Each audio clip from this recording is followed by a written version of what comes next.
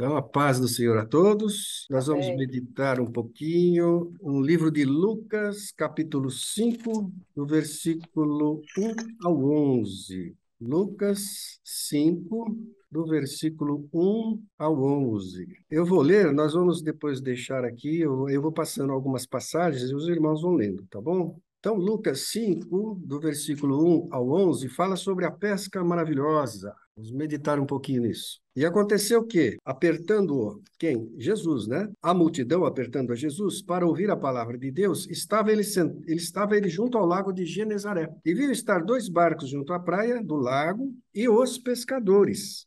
Havendo descido deles, estavam lavando as redes. E entrando num dos barcos, que era o de Simão, pediu-lhe que o afastasse um pouco da terra. E assentando-se, ensinava do barco a multidão. E quando acabou de falar, disse a Simão: Faze-te ao mar alto e lançai as vossas redes para pescar. E respondendo Simão, disse-lhe: Mestre, havendo trabalhado toda a noite, nada apanhamos, mas sobre a tua palavra lançarei a rede. E fazendo Amém. assim, colheram uma grande quantidade de peixes, e rompiam-se-lhes a rede. E fizeram sinal aos companheiros que estavam no outro barco para que os fossem ajudar. E foram e encheram ambos os barcos de maneira tal que quase iam a pique. E vendo isso, Simão Pedro prostrou-se aos seus pés, dizendo: Senhor, ausenta-te de mim, que sou um homem pecador. Pois que o espanto se apoderara dele e de todos os que com ele estavam por causa da pesca de peixe que haviam feito. E de igual modo também de Tiago, João,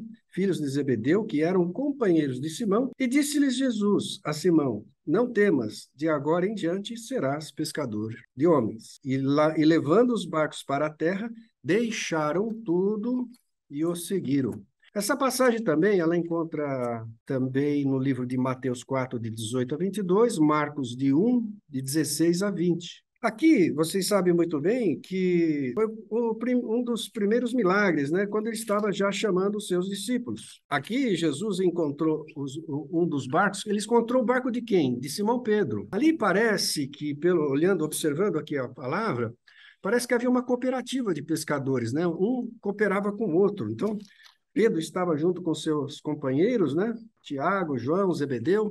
Tanto é que pediram ajuda, né? Mas parece que Pedro era o líder. E Jesus já conhecia bem isso. Então ele chegou para quem? Para Pedro. E a gente olhando a história da Bíblia, como a gente conhece toda a história, nós vemos que Pedro era o que mais se destacava. Então, ele era um grande líder. E Jesus, sabendo disso, foi no barco de quem? De Pedro. E Jesus, então, ele pediu para que ele fosse para o mar, para poder falar com a multidão. E a água provavelmente faz mais acústica, ali dava um som melhor a voz de Deus, né? De Jesus. Então, imaginem só, ele não tinha microfone, não tinha o que nós temos nas nossas igrejas, né? Microfone, amplificador. Ele falou ali no peito, né? Eu tinha um professor que dava aula de direito constitucional. Ele dava aula na faculdade para 200 alunos. Ele não usava um microfone. Ele tinha um vozeirão, né? Mas olha, 200 alunos no ambiente fechado. Imagina no ambiente aberto para 4, 5 mil pessoas que Jesus falava, né? Devia ter um pulmão muito bom, né? Bem, enfim, ele era Deus, né? Mas o que eu chamo a atenção de vocês é o seguinte: no versículo 11, o que aconteceu? Quando eles viram esse milagre, olha, e Pedro era especialista em pesca, ele sabia tudo sobre pesca, eles passaram a noite inteira tentando pescar. A noite é melhor do que se pescar. Você pode perguntar a qualquer pescador, não sei se tem algum pescador ou pescador aqui, mas a noite é o melhor tempo para se pescar. Por quê? Não é quente, né?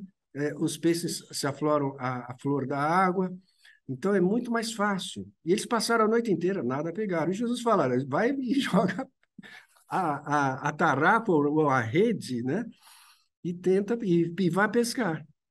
Aí eles reconheceram a autoridade de Jesus. Por que eles reconheceram a autoridade de Jesus? Porque Jesus já havia feito vários milagres, eles sabiam disso. Se vocês olharem no contexto, ou melhor, no capítulo anterior de Mateus, vocês vão ver que havia lá a cura de endemoniado, a cura da sogra de Pedro, né? Então, eles já sabiam do poder dele, da autoridade dele, que ele era poderoso para fazer milagre. Tanto é que ele falou: olha, mas sobre a tua palavra lançarei a rede. Então, o que aconteceu? depois de Jesus ter feito esse milagre, o que diz o versículo 11? Eles deixaram tudo e o seguiram. Aí está uma chave da coisa. Eles eram o quê? Pescadores. Pescadores era uma profissão muito boa na época, não era ruim, não. Por quê? Eles poderiam muito bem ganhar muito bem, porque uma rede de peixe cheia de peixe, isso lhes dava bons lucros, né? Bons resultados. E então, eles deixaram tudo e o seguiram. Uma pergunta: eles nunca mais voltaram à pesca? Largaram a pescaria? Não voltaram mais para a pescaria? O que vocês acham? Eu acho que depois de tudo que aconteceu, eles não tiveram mais tempo para voltar, né? Tá. Então vamos ver. Olha só. O que a gente entende é que deixaram tudo e o seguiram, né? Quando a gente vê em. Não precisa abrir, eu vou só ler para vocês. Em Lucas, de 18, 28 a 30, na passagem do mancebo rico, quando ele fala. É difícil, né? Um rico entrar nos céus, mas para Deus nada é impossível. Aí Jesus diz assim: Pedro falou assim: Eis que nós deixamos tudo e te seguimos. Aí Jesus falou: Na verdade vos digo que ninguém que tenha deixado casa, pai, irmão, mulher, filhos pelo reino de Deus, que não haja de receber muito mais nesse mundo e na vida vindoura a vida eterna. Outra pergunta: nós temos que deixar a família, pais, mães, irmãos, filhos, por causa do reino de Deus? Então, aqui parece que Pedro deixou a pescaria, deixou o trabalho dele para seguir a Cristo. É isso? Eu estou falando literalmente, literalmente. Há pessoas que confundem essas coisas, né? Por isso que é importante mencionar isso. Então, nós vamos fazer aqui uma interpretação sistemática, uma interpretação. A Bíblia, os grandes teólogos já dizem que a Bíblia interpreta a Bíblia. Então, nós vamos buscar em outros textos para trazer luz a esse texto, tá bom?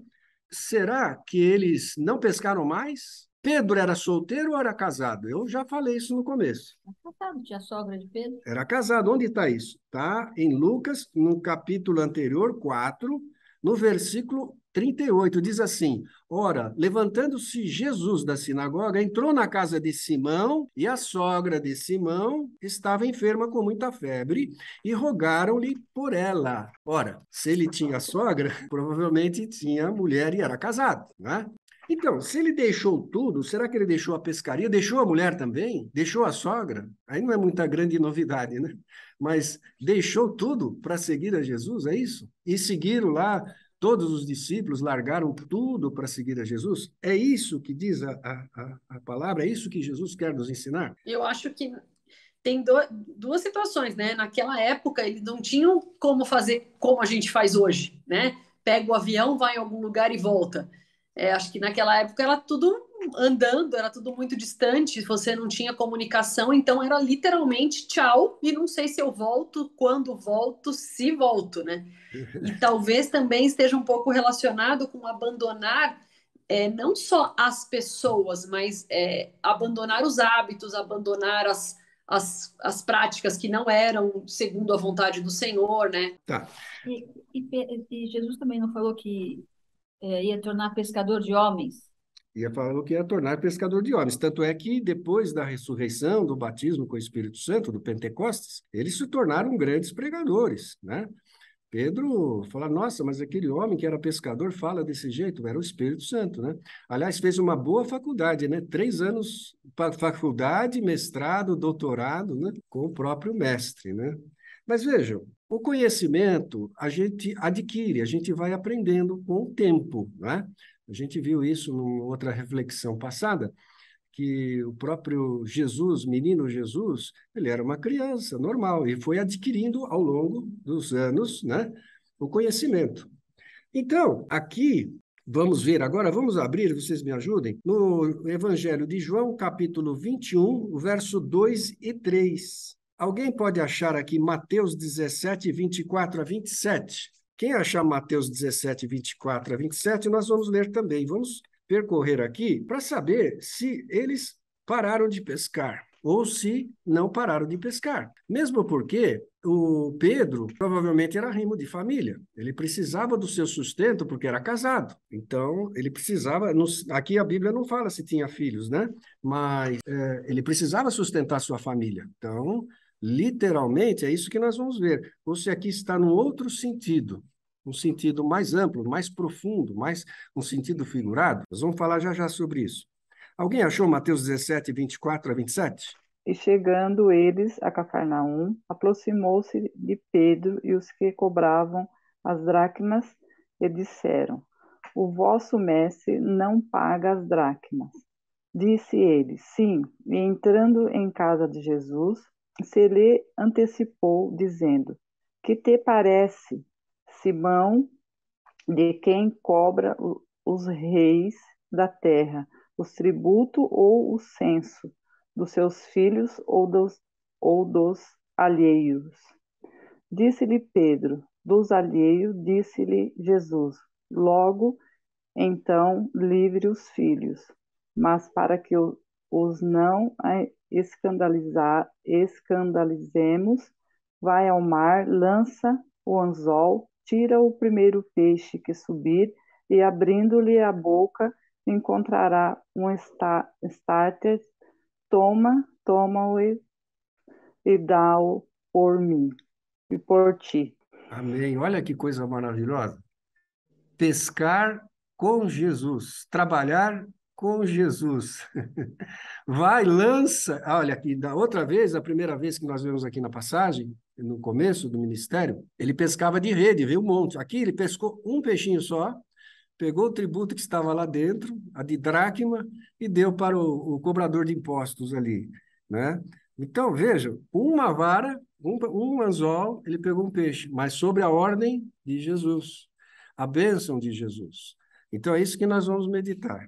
Agora, quem pode ler, então, João 21, o capítulo 21, 2 e 3. É uma outra passagem também. Nós vamos ver que interessante isso aí. Estavam juntos Simão Pedro, Tomé, chamado Dídimo, Natanael, que era de Canaã da Galileia, da Galileia, os filhos de Zebedeu e mais 2 dos seus discípulos.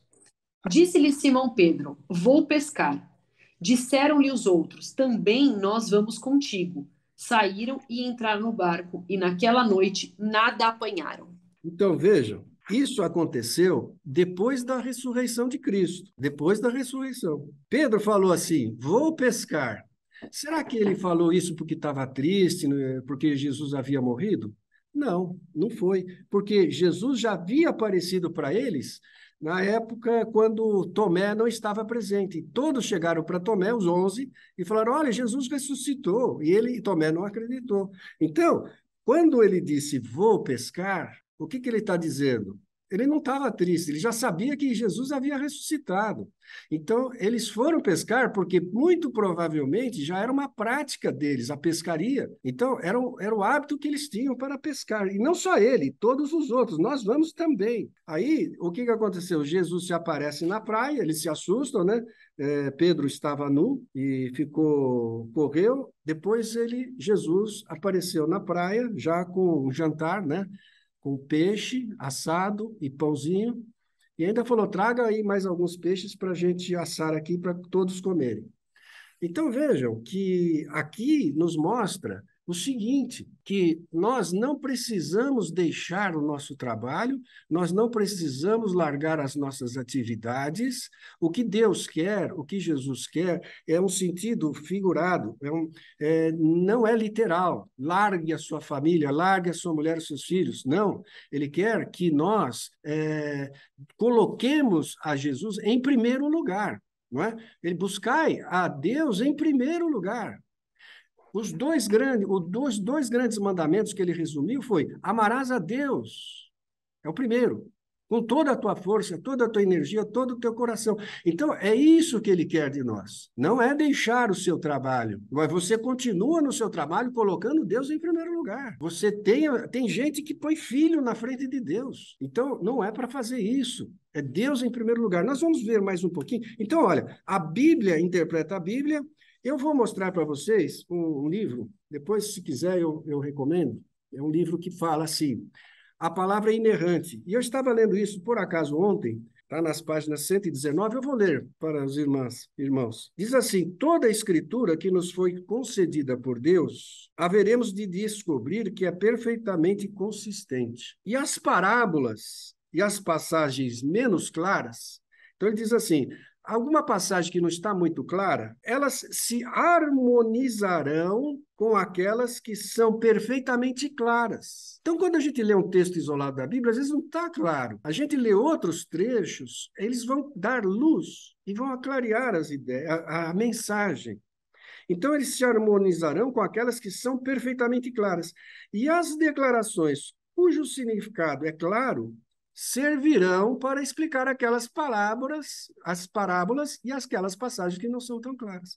É o que eu acho que foi no século XIX, né, que os teólogos, os grandes teólogos e pregadores da época, os reformadores, eles falaram que a Bíblia interpreta a própria Bíblia. E é isso que nós precisamos entender. Então, agora nós vamos ver, quem pode ler, 1 Timóteo 5,8. Antes do Timóteo, no Timóteo 5,8, vamos ler primeiro 3,2. Enquanto alguém acha o 5,8, eu vou ler o 3,2. Convém que o bispo seja irrepreensível, marido de uma mulher, vigilante, sóbrio, honesto, hospitaleiro, apto para ensinar. Aqui, ele está falando para quem? Para o bispo, o pastor, o presbítero, seja marido. Então, não é para largar marido, não é para largar mulher, não é para largar filhos literalmente, mas exatamente colocar Deus em primeiro lugar. Então, essa é a ideia. Segundo, 1 Timóteo 5,8. Quem pode ler? Ora, se alguém não tem cuidado dos seus, e especialmente dos da própria casa, tem negado a fé e é pior do que o descrente. Aqui está a luz, aqui está a explicação. Então, nós temos que cuidar dos da nossa casa, cuidar daqueles que são os nossos, porque se a gente abandonar, falar, não, aqui está na mensagem aqui que Jesus falou, e os discípulos, e os primeiros discípulos largaram tudo para seguir a Cristo. Largaram tudo na hora, naquele momento, largaram as redes e seguiram a Cristo, mas depois eles tiveram que ter o ganha-pão. Obviamente que Jesus estava com eles sempre, mas depois a Bíblia não explica, né? Nós lemos os evangelhos, não fala que eles estavam pescando sempre. Mas lendo os outros textos, nós podemos imaginar que, obviamente, que eles trabalharam. E Pedro também não largou a esposa, né? Porque se ele não cuidar da sua própria família, negou a fé, e é pior do que o infiel. Vê Lázaro, as suas irmãs, você vê que havia uma família, né? Então, elas não estavam desestruturadas. Nós temos que dar atenção às nossas famílias. Quem pode ler agora 1 Coríntios 7, 32 a 34. E bem quisera eu que estivesse sem cuidado. O solteiro cuida nas coisas do Senhor, em como há de agradar ao Senhor. Mas o que é casado cuida nas coisas do mundo, em como há de agradar a mulher. Há diferença entre a mulher casada e a virgem. A solteira cuida das coisas do Senhor para ser santa, tanto no corpo como no espírito. Porém, a casada cuida das coisas do mundo, em como há de agradar ao marido. Então, veja, aqui é Paulo falando aos Coríntios, né? Que 7, 32 e 34, não é isso? o 32 a 34, está perfeito. Então, aqui, para mostrar que é importante cuidar da família, né? Os casados cuidem dos seus cônjuges. Agora, olha só que importante aqui, olha só, aqui vai confirmar que não colocar o cônjuge em primeiro lugar. Está no versículo 29 desse mesmo capítulo 7 de 1 Coríntios. Isso, porém, vos digo, irmãos, que o tempo se abrevia. O que resta é que também os que têm mulheres sejam como se não as tivessem. O que quer dizer isso? Quer dizer que temos que colocar sempre a Jesus em primeiro lugar, porque ele vai voltar, o tempo se abrevia. E se nós ficarmos colocando, é para amar a esposa, é para amar o marido, mas a Deus em primeiro lugar, sempre. Filhos, marido, esposa, pais, né? Mas Deus em primeiro lugar. É isso. Amém?